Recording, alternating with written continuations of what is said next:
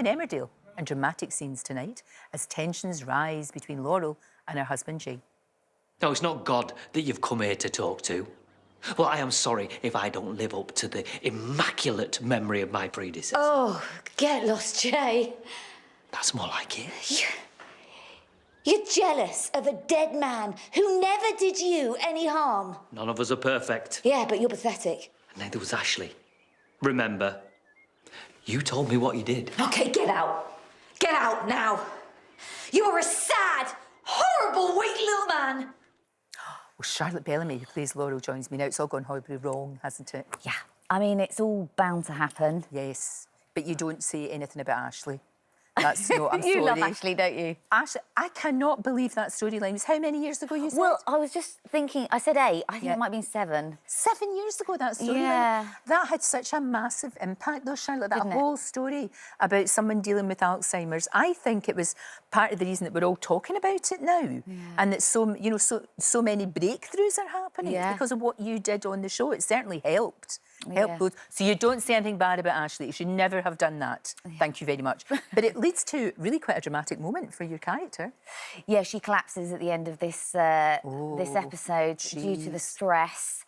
She's been pretty stoic about it, but she's had enough. She's had enough. Her body just has said, no, I can't handle this anymore. Yeah, Maybe absolutely. protecting her in a way. Yeah, perhaps. Gosh, she's been through a lot. Hasn't she? Yeah, hasn't she? Maybe Laurel. She's been through so many things that have happened to her. But see, I'm not sure about Jay. I'm not sure about him at all. I'm just putting that out there. He's a bit of a rotter, isn't he? I feel as if, can she not see that? Well, Is she blinded by the whole kind of thing? I think he's never really matched Ashley, which I think he's. Now he that quotes. yes, exactly. That's it. He feels in the shadow of. And I mean, Ashley was a walking saint, so we can't really understand that. I He guess. was, that's yeah. very true. You've had so many storylines. Did you not end up in A&E? I do. After a story. What? Tell me what happened with that. When you, when you ended up in A&E, because but you had a bump. Oh, this is something that happened on set years ago. Yes. Oh, yeah. Well, actually, during filming, I was making a bolognese, as you do, with a very blunt knife, and I'm chopping, and on the take, I chopped the top of my finger off. But at the time, I was pretend pregnant as Laurel. Right. So I had to get rushed into, A&E. With the prop man. And with my pretend bump. And they were like, OK. So confused. They were so confused. They were more worried about my baby, but obviously my baby wasn't real. Oh, jeez. And nor was my husband. And then you have to kind of go, that's not my husband. This isn't real. But I have actually chopped the top of my finger off with a knife while I was making bolognese for a show. And they'd go, oh, yeah, OK. It's bonkers, isn't it? Now, look, your kids now, they were grown up, aren't they? They're teenagers. Teenage dirtbags, yeah, all of them, yeah. But brilliant, though, brilliant. Of course. Do you think teenagers are harder than babies? Well, mine aren't, actually. Mine were harder as babies. My teenagers are funny and they're very independent and I kind of celebrate that. So... Yeah, I think you're right to celebrate that. But are you a cool mum? No. No, you're not. Absolutely embarrassing. I mean, the other day I went to my 17-year-old's exhibition and he said to me, Mum, you've got your toes out. Oh. And I was like... They were wearing sandals? Yeah. All right, OK. I was in sandals. It was hot. That's OK. But that's embarrassing. Oh, I see. It's embarrassing. But kind of like whatever you do is going to be embarrassing. It's sort of our job. I know. Sort of our job. It really is. Now, look, you're doing an amazing thing and I'm very envious of this. You're going off wild water swimming, aren't you? I am. Now, where is it you're going? I'm going to the French Alps.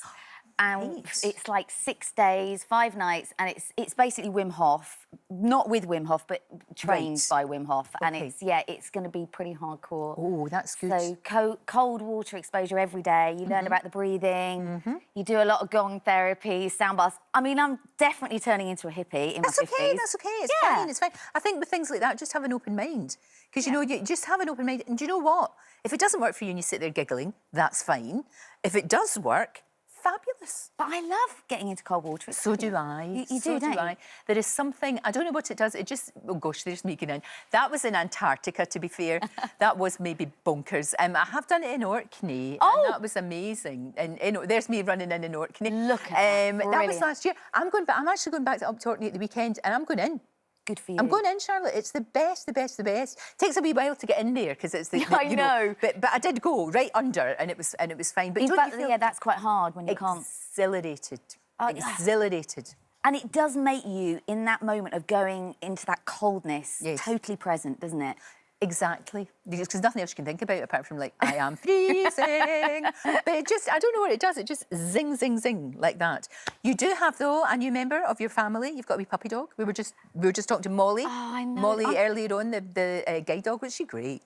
Well, wasn't she? I mean, she was just so chilled, and wasn't Lucy, she? what an amazing, amazing woman. You've got a wee puppy? Yeah, What I mean, kind? cockapoo. I've got 2 cockapoos now, so I'm becoming the mad dog lady. So as my kids get older, I just get more dogs. Just get more dogs. Wouldn't you just love, like, if you know, when you went to sleep at night and your whole bed was just made up of dogs? I'd be quite happy with that. I would be quite, rather than a duvet, just have a duvet made of dogs and just lie there, joy, bliss and happiness. It would be great. Enjoy every second of it. I will. I mean, you know, the swimming, the dogs, the teenagers, all of that, and then you get to have all these experiences in Emmerdale. Yeah. And I hope she's okay. Yeah, I hope she's okay. But I think okay. she'll pull through. I don't know about her and Jay, though. Well, you see, I'm not sure either. I'm not sure that I've not really ever approved of that relationship. So I'm just saying. Yeah, just putting it out there. That's all, Emmerdale writers. I'm just saying. And Emmerdale, of course, continues tonight, 7:30. Thank you so much. Always great to see you. Right.